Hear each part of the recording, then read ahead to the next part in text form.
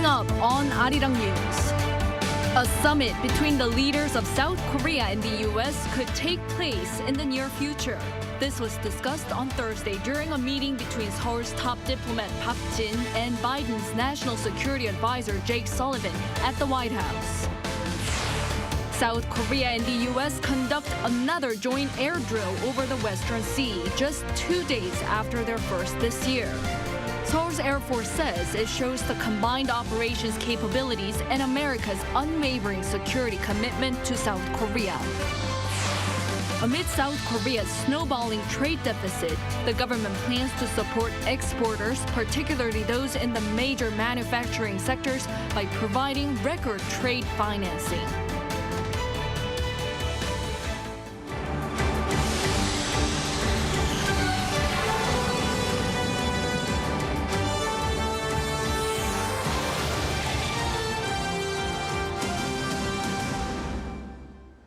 Good evening. It's 9 p.m. here in South Korea, and thank you for joining us on Arirang News.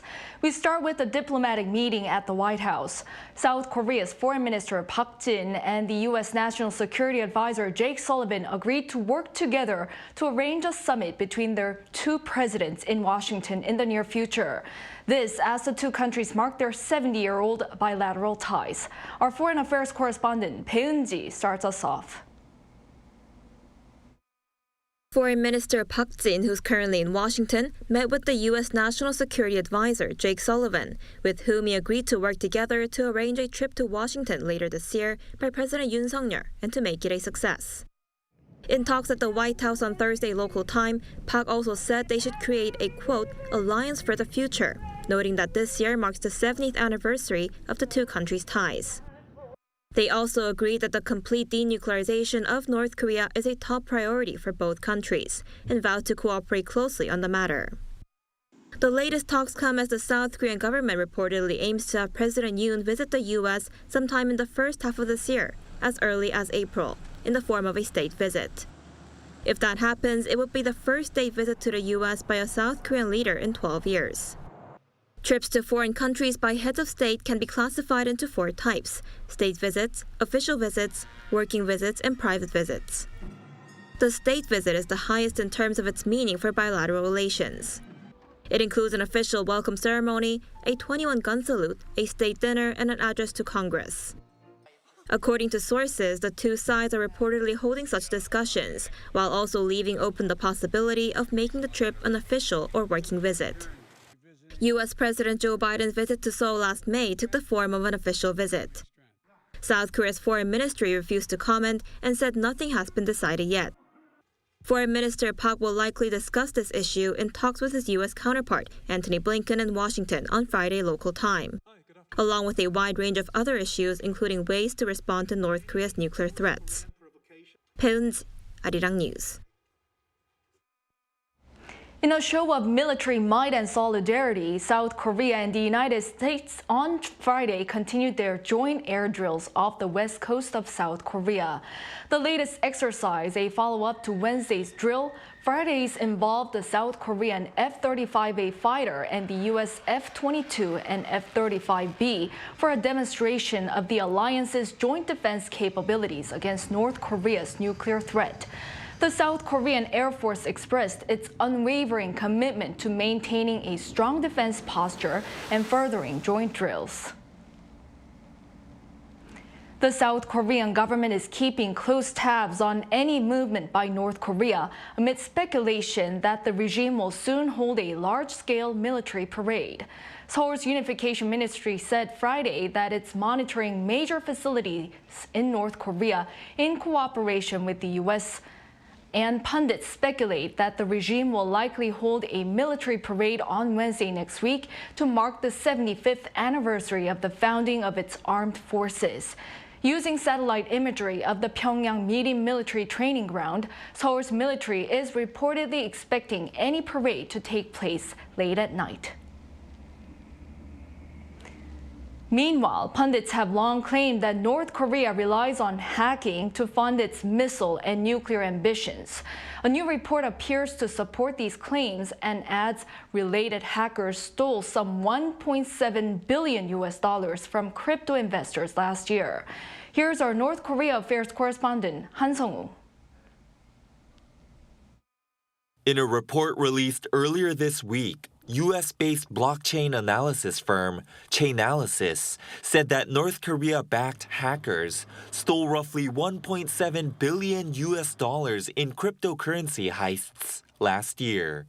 That's about 44% of the total $3.8 billion stolen in crypto hacks in 2022, which the firm called the biggest year ever for hackers. This comes despite the market floundering last year, with various crypto trading companies collapsing and investors suffering huge losses. Typically, North Korea-backed hackers, such as those from the cybercriminal syndicate Lazarus Group, launder crypto through mixers, which mix cryptocurrencies from various users to hide the origins of the funds. Pyongyang has officially denied any allegations of crypto theft, but according to an expert panel monitoring United Nations sanctions, the regime has relied more and more on hacking to fund its weapons programs, as publicly declared trade declined under sanctions and COVID-induced lockdowns. That means crypto hacking could currently make up quite a large chunk of North Korea's economy. Chainalysis predicts, however, that the heists will get harder and less fruitful with each passing year, mentioning that American law enforcement, for the first time last year, had seized $30 million in funds stolen by North Korea-backed hackers. Han Sung-woo, Arirang News.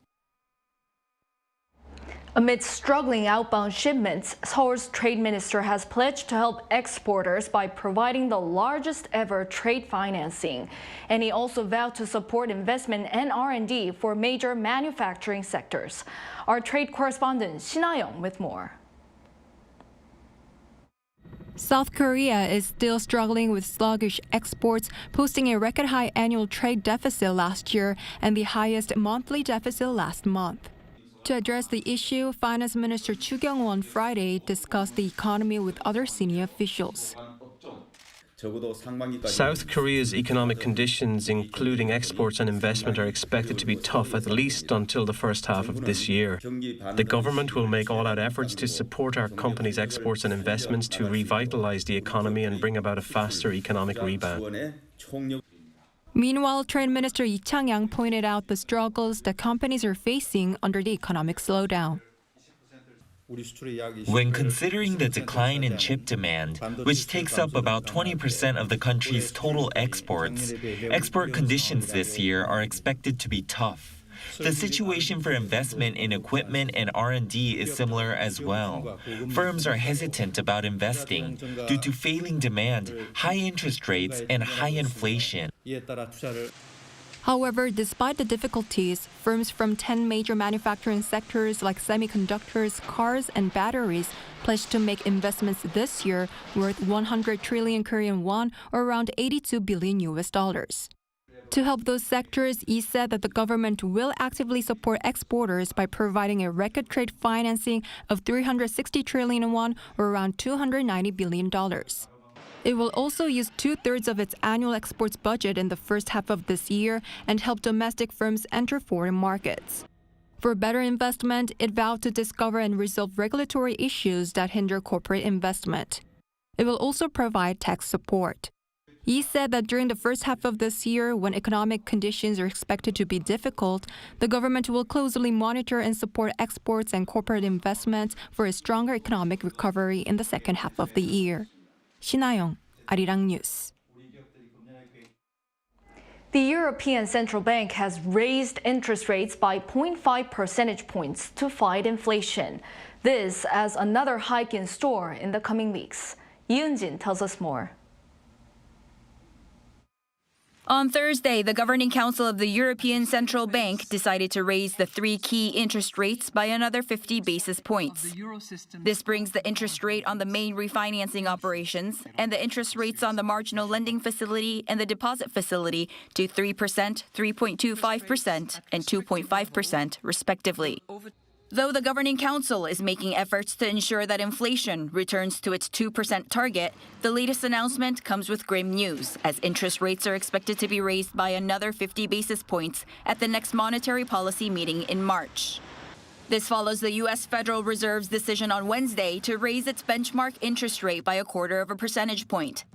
That was the 8th increase since the beginning of this cycle of hikes in March 2022. And while there's little indication of when the hikes will end, experts say that progress is being made in the battle against inflation.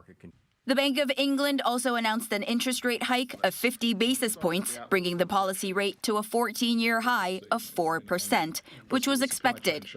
But on an optimistic note, the bank's statement dropped the word forcefully from language on future hikes, in line with their forecast of a much shallower decline from what was projected back in November. Inflation in the UK has eased, coming in at 10.5% in December, down slightly from 10.7% in November, and a sharp decrease from 11.1% in October of 2022. 이은진, Arirang News. The South Korean internet service giant Naver, which hosts the country's biggest search engine, saw sales rise last year to an all-time high of more than 8 trillion Korean won at the current rate, more than $6.5 billion. Naver said Friday that sales rose last year by more than 20% year-on-year. Operating profit, however, fell for the first time in 4 years. It was down 1.6%, largely on a decline in ad sales. To boost Naver's presence in the tech world, CEO Choi Soo-yeon said Naver will launch an AI-based search service to counter the threat to its business from ChatGPT, the powerful new tool from OpenAI. The mobile payment system by tech giant Apple, known as Apple Pay, is expected to be launched in South Korea as early as next month. This comes after South Korea's Financial Services Commission confirmed that credit card companies can use Apple Pay as the service complies with local laws. However, authorities stress that credit card firms should not pass on the commission fees to customers or merchants. They also call for measures to protect users from privacy breaches. The service will be first available at stores that have near-field communication or the NFC wireless payment system, which is required when using Apple Pay. It was also one of the reasons that Apple Pay could not enter the Korean market due to a low distribution of the system in the country. Continuing on the local front, young people are venturing into the countryside, breathing fresh life into agricultural activities. Jung Won-ju has details. The South Korean countryside, facing a labor shortage, has lately been attracting more young people who take up farming and use local agricultural products to make processed foods. In this greenhouse, workers sort, wash, steam, and compress sesame seeds. The sesame oil and perilla oil that comes from the compressor is special because it's produced in the traditional way, which uses minimal heat and pressure, unlike conventional methods that roast the seeds over a strong fire. Cosmetics, bread, and noodles made of sesame and perilla seeds are also popular.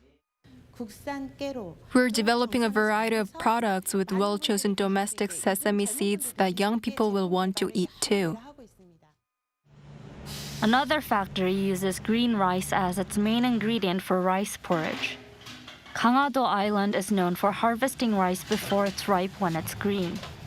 Green rice is rich in nutrients such as vitamin C and beta-glucan and is easy to digest. This factory differentiated itself from large companies and found success by producing 50 types of porridge using green rice. We distribute certified organic processed food as a differentiating strategy because large corporations can't do that. We got an organic food certification in August and are now producing organic porridge. There are currently about 15,000 young farmers nationwide. The government plans to increase this to 30,000 by 2027 and provide them with customized support. We will support passionate and creative young farmers by expanding sales channels and distributing new varieties so they can become competitive and develop stably. Young farmers with fresh ideas and passion are expected to become the future of South Korea's agricultural development. 정은주, Arirang News. Daily COVID cases in the country seem to maintain their downward trend after eased indoor mask requirement.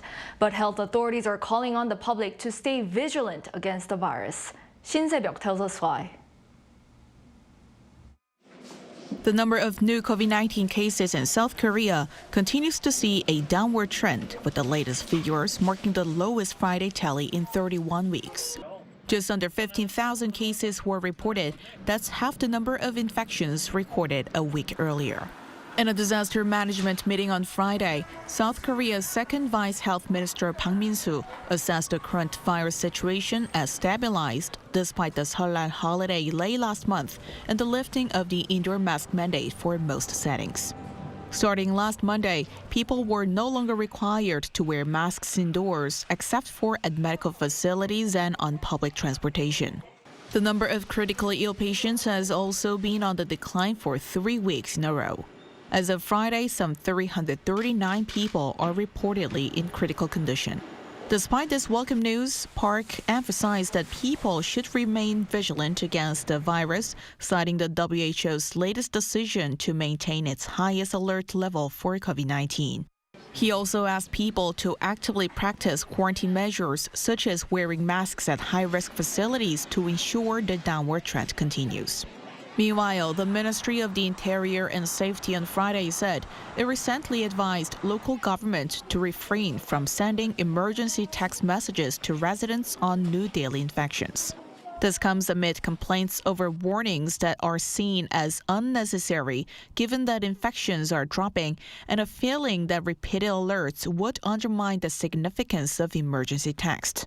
Regarding the decision to stop sending out texts, the second Vice Health Minister, however, warned that now is not a time for complacency and pledged to thoroughly manage the quarantine and response system. Shin Se-byuk, Arirang News. The Philippines has decided to grant the U.S. access to 4 more of its military bases. This comes at a critical moment as tensions escalate between China and Taiwan. Our Choi Min-jung has more on what it means for security in that region. The U.S. is expanding its military presence in the Philippines in a move to counter China's increasingly aggressive actions toward Taiwan. The two countries on Thursday announced that the Philippines will provide the U.S. with access to 4 more military bases in strategic areas of the country. This is part of their so-called Enhanced Defense Cooperation Agreement, or EDCA, which allows the U.S. to conduct joint training and exercises at the Philippines' military bases. EDCA is a cooperative agreement that enables rotational activities. And so it's a key pillar of training and opportunities to strengthen our interoperability. Austin added that now is an especially important time as China continues with what he called illegitimate claims in the South China Sea. The access to 4 more bases would allow Washington to assist Taiwan more rapidly in case of conflict. But Austin did stress that the U.S. is not seeking a permanent presence at the sites. Following the announcement, China warned of escalated tensions in the region and stressed that cooperation between Washington and Manila should not target any third party. The U.S., which clings to a zero-sum mentality, continues to strengthen its military deployment in the region out of its own interests. It is aggravating regional tensions and jeopardizing regional peace and stability. China's foreign ministry also called on countries in the region to stay alert and avoid being used by the U.S. Choi Min-jung, Arirang News. On the cultural front, Arirang is heading to Australia. The musical Ari Arari, made by the Jeongseon Arirang Culture Foundation, will take part in this year's Adelaide Fringe Festival, which runs from March 6th to the 19th. Ari Arari is a musical based on the Korean folk song Arirang, originating from the county of Cheongseon-gun in Gangwon-do province. Arirang is on the UNESCO list of intangible cultural assets. Adelaide Fringe Festival is the biggest annual arts and performance event in the Southern Hemisphere, with more than 1,200 shows. Chairman Bang Si-hyuk, head of HYBE, the agency representing BTS, has been ranked by Billboard as the world's 18th most powerful player in the music industry. This was at an event held Wednesday in Los Angeles to announce this year's Billboard Power 100. There, Bang also received the Clive Davis Visionary Award. He was given the award by music mogul and producer Clive Davis himself, who signed dozens of pop music's biggest acts. The HYBE chairman thanked his fans, saying with his passion and love for music, he will continue working to push the boundaries of the music industry. Today, February the 3rd, is Korean Sign Language Day. Korea has been celebrating it since 2021, some 5 years after it became one of the country's official languages.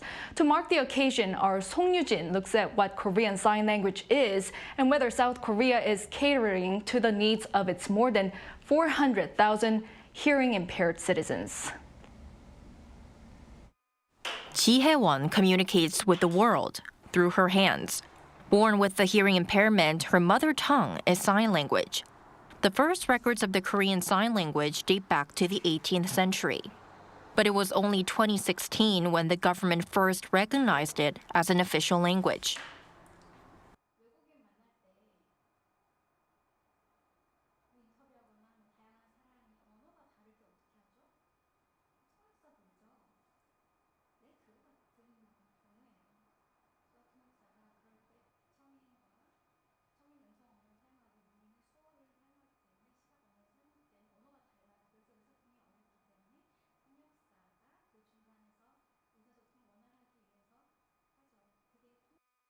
Sign language interpreters bring together those with and without hearing difficulties. Until a few years ago, it was hard to spot them. But COVID-19 has had an impact. For the first time, sign language interpreters stood next to presenters at daily COVID-19 briefings. As with people wearing masks, lip reading is not an option. Now, some tell me it's awkward to see government briefings without sign language interpreters. I'm now seeing more movies and dramas that provide sign language interpretation. And there are those who are working to further expand sign language availability. More sign language kiosks are being installed at district offices and hospitals. Some teach basic sign language. Others can be seen at plays and musicals. In the past, some artists thought sign language interpretation stole the focus away from their work, but they were mesmerized after seeing songs and lines being expressed by hand and facial expressions.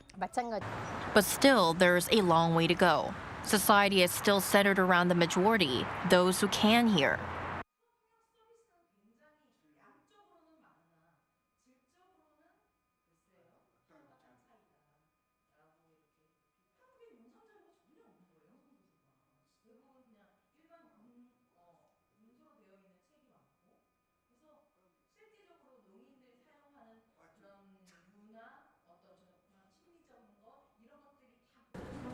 The problem is that sign language is not part of Korea's school curriculum, and there are only 4 sign language institutes in the country.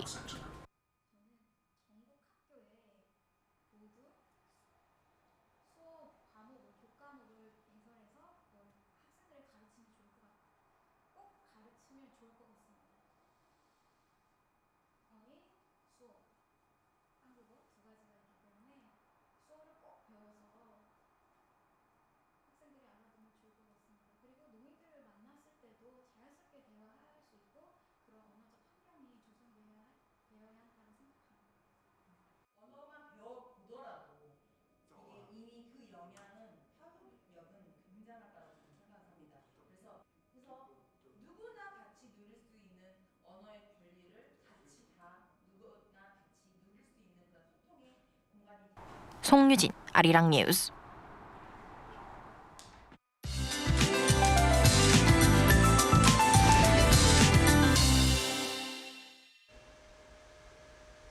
Tomorrow is Ipchun, which is the beginning of spring according to Korea's traditional calendar. As expected, cool conditions will start to ease off tomorrow daytime here in Seoul. But keep in mind that with the rise in temperatures, parts of central regions will see high concentrations of fine dust. And dry conditions are becoming more widespread. In fact, dry weather alerts are now issued for eastern parts of the country and Jeollabuk-do provinces. And for regions with higher elevations, such as mountainous areas of Gangwon-do and Gyeongsang-do provinces, gusty winds will also follow. The combination of dry air and gusty winds will increase the risk of wildfires, so please be extra careful. Mostly clear skies are expected for the morning hours. Tomorrow, Seoul will be starting off at -5 degrees. Daytime temperatures will be hovering around the seasonal average. Highs in Seoul will get up to 5 degrees. Daejeon and Gwangju 7. Busan will be reaching 9 degrees Celsius. And until early next week, wide temperature gaps of nearly 10 degrees are expected. That's all for now, and here are the weather conditions around the world.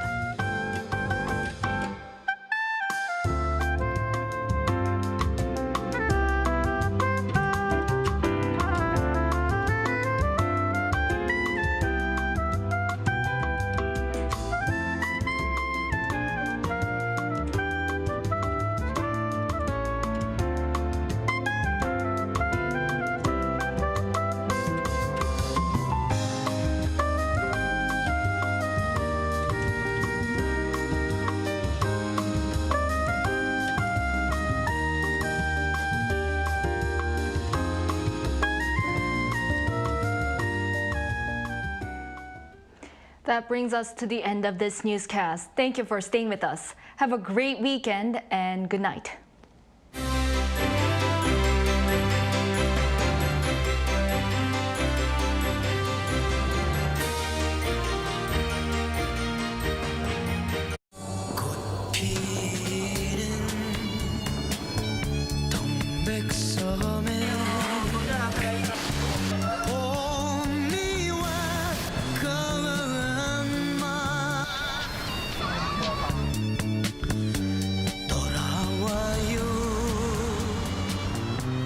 부산 항